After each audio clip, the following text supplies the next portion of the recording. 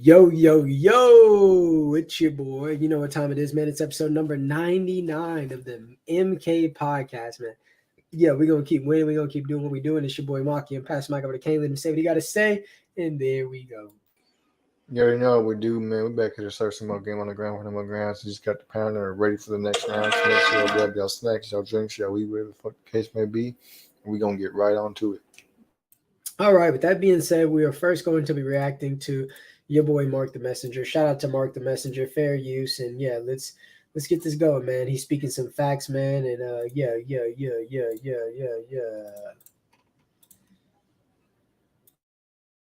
windy, and I have to hold on to this microphone because I don't want the audio quality to get messed up.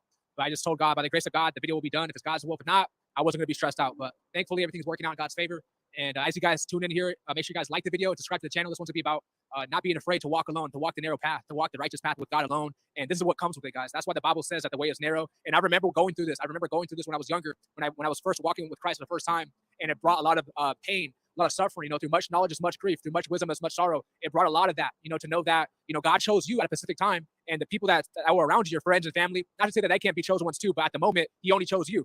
And they're not able to understand what you're going through. They're not able to understand the wisdom and knowledge God's been blessing you with. You can now see into the spiritual realm. You can now see the demons at work. You can also see the angels, okay? The angels fighting for you in the spiritual realm at work too as well. Because best believe, when you give your life to God for the first time, spiritual warfare is going to turn up at a high intense, okay? If you don't have wisdom, if you're operating in the spirit of fear, the spirit of confusion, or any spirit that's not of God, you're going to be swept away, okay? Luke chapter 8, verse 11 to 15 talks about how the sower sows a word. And there were some seeds that were sold on good ground and some seeds that were sold on bad ground. Also says that the seed that was planted in someone's heart, the devil comes and takes it away. That's exactly what happens. A lot of you guys experience this, where someone was telling you the truth, and here comes the devil using somebody, or it could be the devil himself to take away that seed that was rooted in your heart, because that seed is going to be growing into a big old tree, okay? And that big old tree is now people going to be eating off your tree.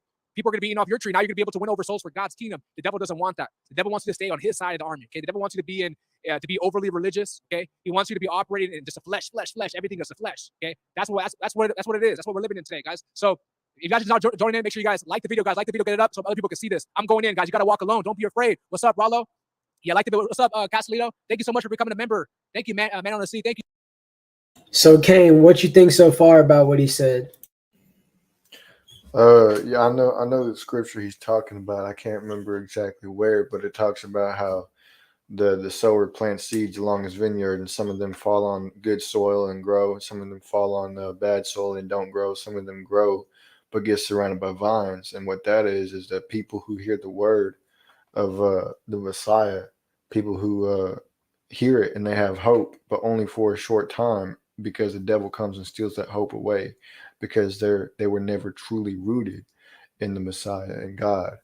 And that's what happens to a lot of people, That was what happened to me one point in time in my life at one point. You, bro. What's up, Northern? What's up, John Doe? I'm gonna greet the people. What's up? Okay, what's up, Susan? What's up, Susan? What's up, Leslie? What's up, Leslie? 1 Corinthians chapter 14, verse 33 says, "For God is not the author of confusion, but of peace, as all in the church." In the church, I can't. The churches of the saints. Okay, sorry, my fault. What's up, Jasmine? Okay, I see the chosen ones in the building. Okay, what's up, Courtney? What's up? Okay, let me talk about this real quick, guys. Because when you give your life to God for the first time, and you want to glorify God, because you're not ashamed of the gospel, the gospel of the Bible. You're not ashamed of Christ. You're not ashamed. So you're now no longer using your social media to just be vain, to just be taking selfies, to showing off your body, showing off material possessions, stuff like that, right? There's nothing wrong with taking a selfie. Like, use wisdom to what I'm saying. You're now going to be on social media because God's convicting you strongly.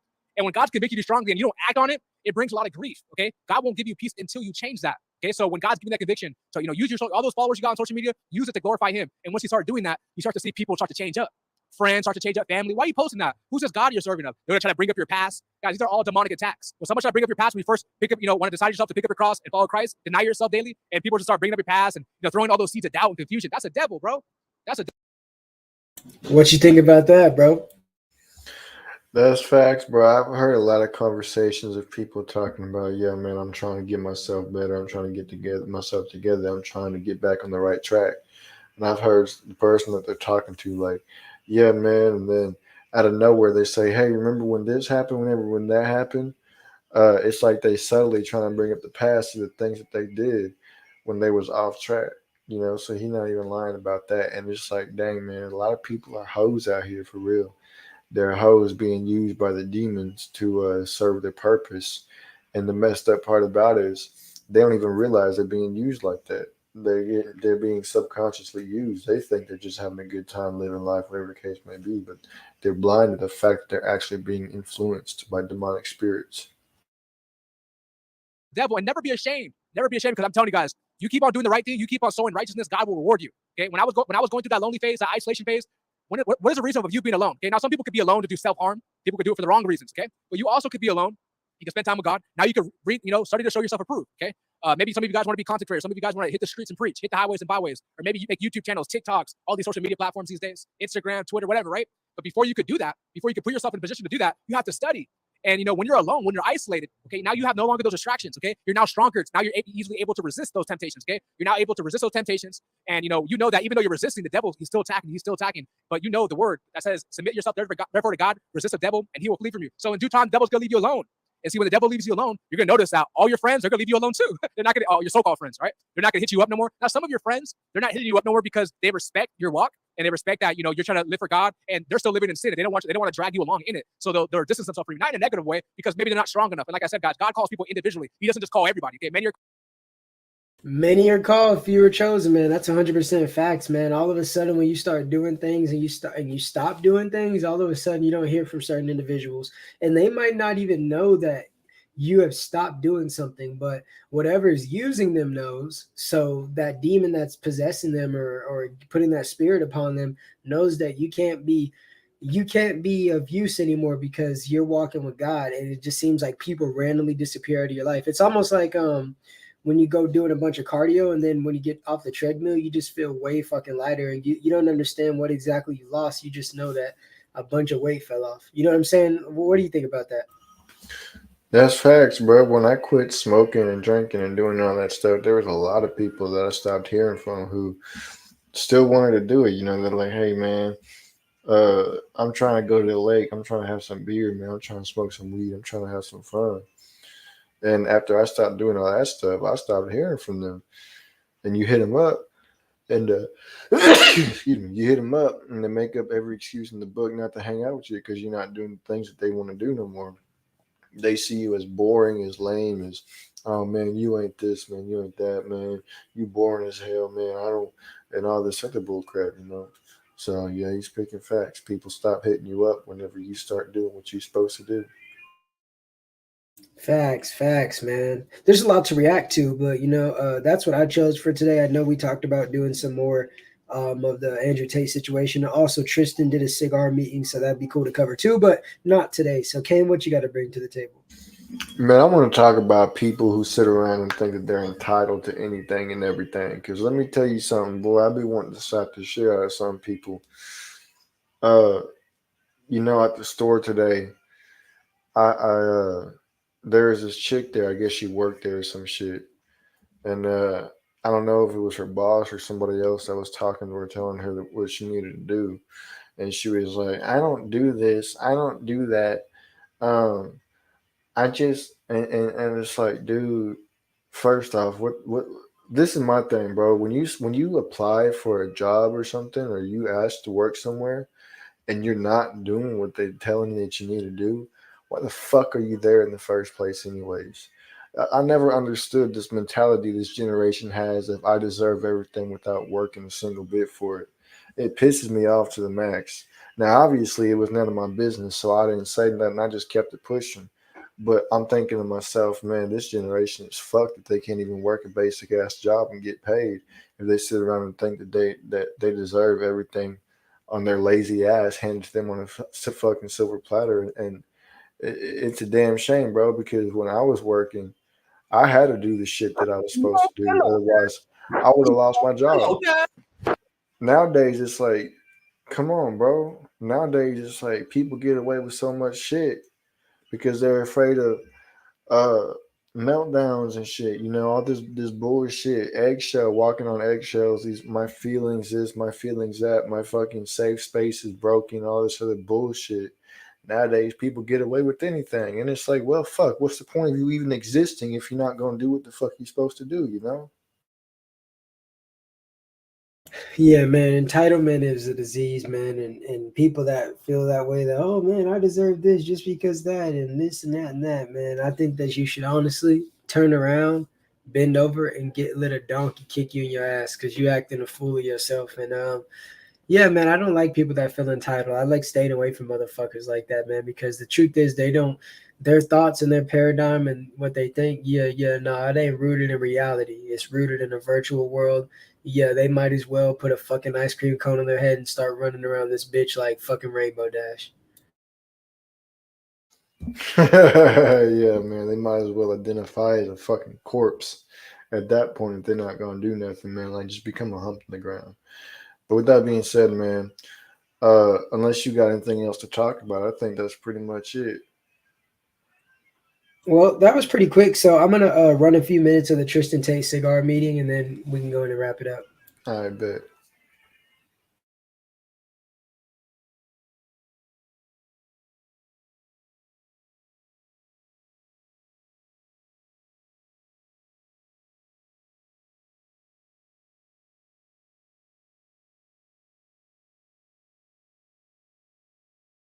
By the way, shout out to Zerka, but he's really got to stop dick eating Andrew and Tristan. Like, no cap. I fuck with Zerka for real, but he be hating on Andrew and Tristan, and I think it's like a gimmick. But my nigga, you're literally their son. Yeah, I don't know if he does that just to play on people or what. You're a man of your word. You didn't forget, and you even reached out to me. It was been like a couple months since, or like at least 4 weeks since we last chatted. Something like that, to me. So like, you know what? Kudos to you, mate. And yeah, like I know people calling you scared and this and that. Oh, you're too scared to, but you know that's not what I saw from you anyway. So I will just quickly introduce myself if that's cool with you. Tristan. Please go right ahead. Is it freezing on your end? It's not on his end, so it should be right. I hear you nice and smooth. That's great. Yeah. So basically, my social media handle is Joey Carbstrong, but I changed my name from Armstrong to Carbstrong after I left gangs. I come out of prison. Spent about 6 months in prison for firearms. I was on the streets from 14 onwards, and got involved in drugs, gangs. Then got into high-level organised crime, outlaw motorcycle gangs in Australia, and landed myself in prison. I was on house arrest for 20 months, and I got 13 months. I served about 6 and got out on parole. Part of my parole was not drinking, taking drugs because I didn't want to go back to jail. And I was in solitary. I spent 5 days in solitary, and I know you've been prison too, so you know what it's like. It's not a fun place. I definitely didn't want to go back, that's for sure. So I got sober. Part of my sobriety was like thinking, I don't want to be violent anymore. Where am I violent in my life? And I had this seed planted about karma and hypocrisy. Like I just seen people that were like, save the whales, save the dolphins. They were against palm oil because it kills chimpanzees, but they were eating like a cow. And I was like, you're a hypocrite. At least I can admit it. I'm eating steak right now, and I can see the hypocrisy. And that's what, like when I got sober and aligned got my head clear, and I started changing my trajectory in my life, I aligned my actions with my morals and went vegan. I've been an outspoken I've always been outspoken, and I've been an outspoken activist ever since. So I'm not your typical kind of pasty-faced, stereotypical vegan like people like to, say. I'm actually a bit different to what people perceive as vegans. I don't know how people perceive vegans. Vegans are from all different like walks of life, and like they're just different. Everyone is different. I've met that's a vegan. They're all different. So I'm an activist. I've been online. I've been on different TV shows talking about this. I've got about just over, I think, over 200 to 300 views talking about this topic across my social media platform. 200 to 300 million views, sorry, not 200 to 300 million views talking about this topic. That'd be pretty. That would be a failure. But yeah, so yeah, pretty well known on Facebook and things like that. But a lot of people don't like me, but yeah, we'll see how this conversation goes. So that's who I am, and yeah. All right. Well, my first question to you would be, why me? I mean, I know you didn't put your fans up to this, like tweeting underneath my post, etc. But why am I the type of person who you thought would be beneficial to have a veganism debate on? Because I truly don't care. As of right now, I don't care 1% about any of the issues vegans bring up. So why me? Well, I've seen your post come up on Twitter. And this isn't the first. So basically, you said the number one sign of intelligence in 2023 is the ability to disagree on issues and stay civil. Yes. I'll follow men I disagree with on Twitter. I'll sit down and talk to him like I like opposing points of view. Yeah. I said, come on my YouTube channel and debate veganism. And he said, there doesn't need to be debating. Eat what you want. I'll do the same, right? Well, I don't have an opposing point of view. Is my point. I'm happy for you to be a vegan. Go ahead. Yeah, but the reason that I thought of you, because it's not the first time I encountered you, actually. You're all over social media, and you're unfortunately. And it's not the first time talking about veganism either. So like, I responded to a couple of live stream that you and Andrew did, and I know Andrew's he's not here, so we're not here to talk about Andrew's views. We're talking to you, but you did chime in on a couple of. I just want to say this nigga is all over the place. He's a Keisha. He started talking about Andrew and then said, we're not going to talk about Andrew, though. He's not here. Nigga, you already talked about him. Gosh, bro. I can already tell this motherfucker's about to be annoying with his Nico Bellic looking ass. Let's see how this shit goes. Right.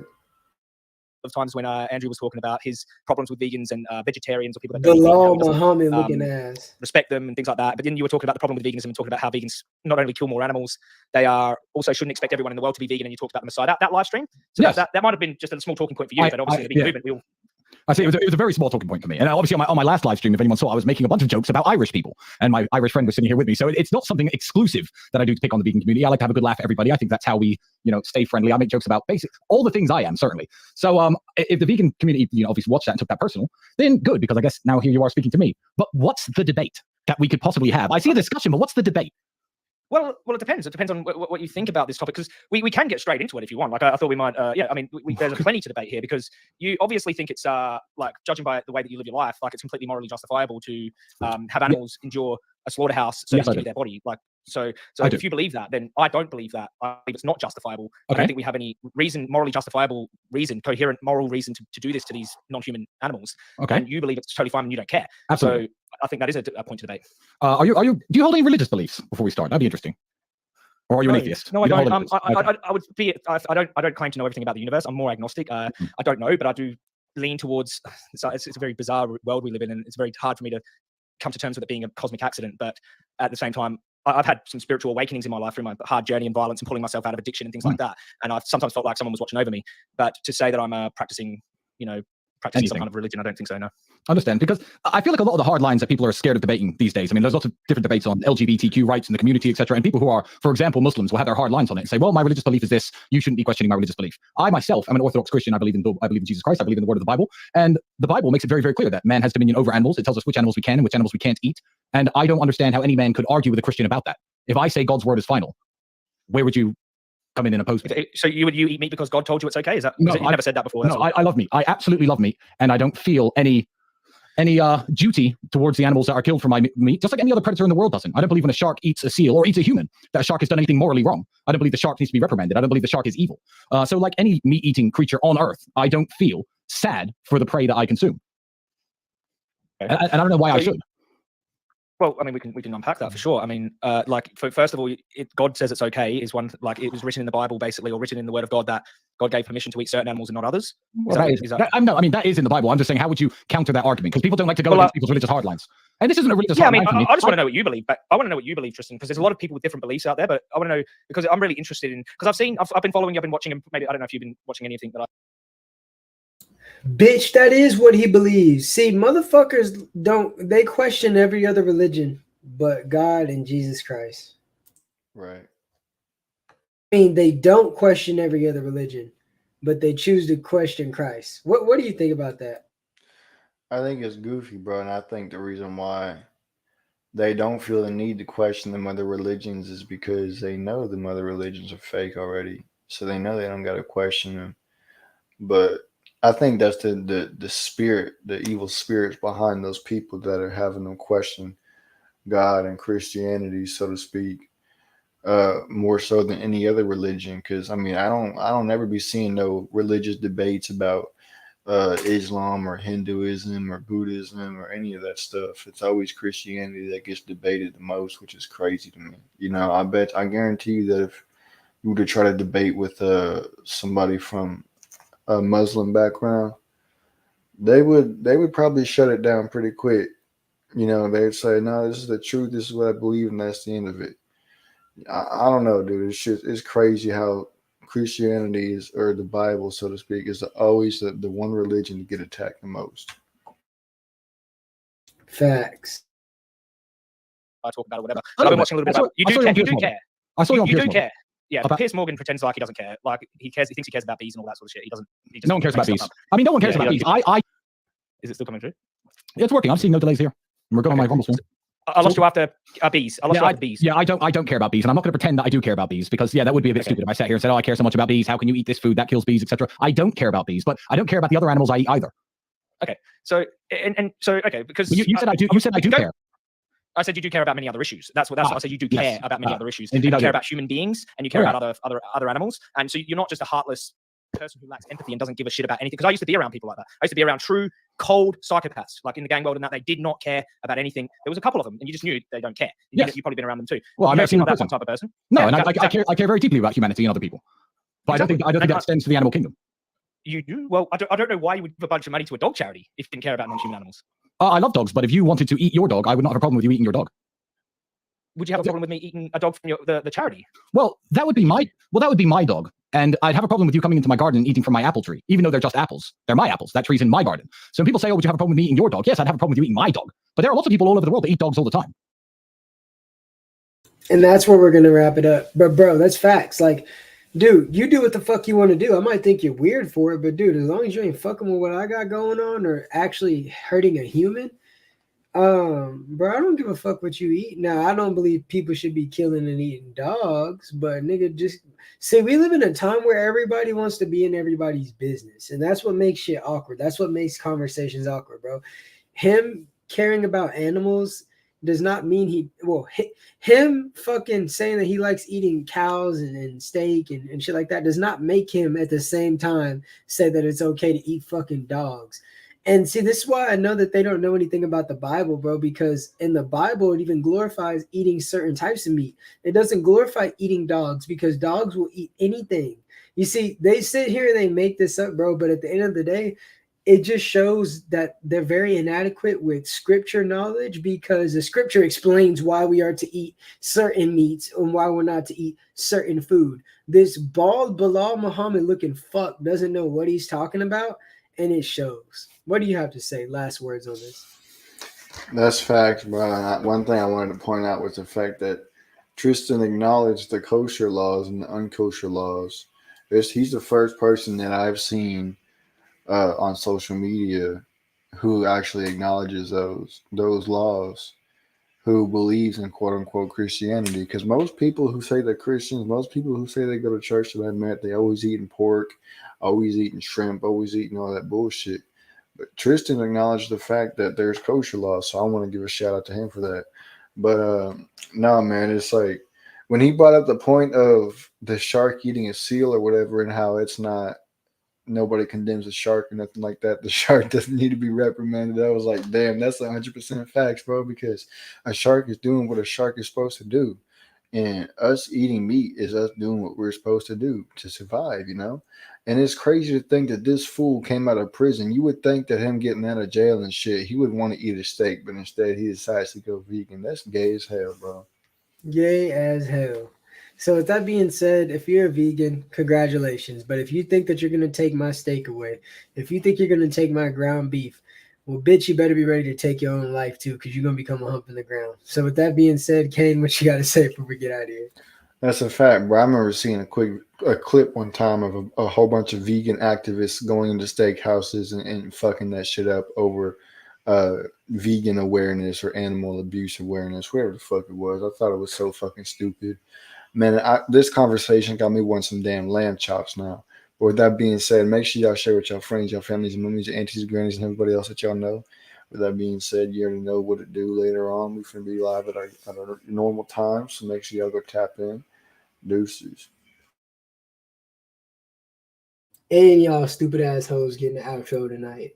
And we going to hit you with the Matrix.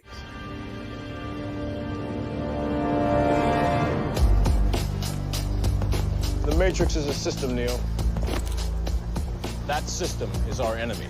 But when you're inside, you look around, what do you see? Businessmen, teachers, lawyers, carpenters, the very minds of the people we are trying to save. But until we do, these people are still a part of that system, and that makes them our enemy.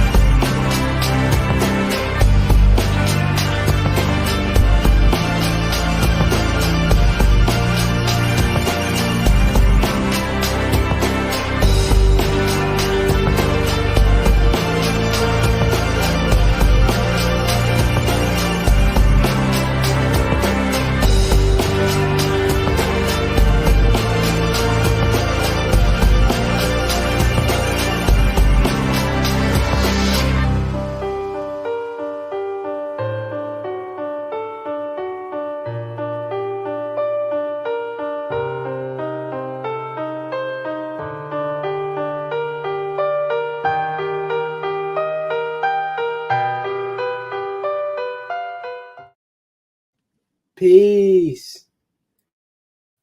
Fuck off, bitches.